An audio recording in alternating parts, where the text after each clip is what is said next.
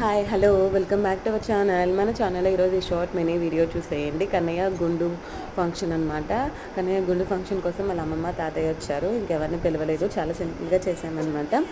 అలా ఈ గుండు కొట్టించుకోనికి కన్నయ్య ఏడ్చినికి చాలా అల్లరి చేసేసాడనమాట. అసలు మామూలుగానే తల్లు చేపెట్టినాడు. గుండు ఫంక్షన్ రోజు చాలా ఏడ్చిండు. At least 1 hour పట్టిందనమాట. ఆ ఎండలో పాపం చాలా విసుకొచ్చేసింది. ఎండ బాగా ఉంది నిన్న, బాగా విసుకొచ్చి బాగా ఏడ్చిండనమాట.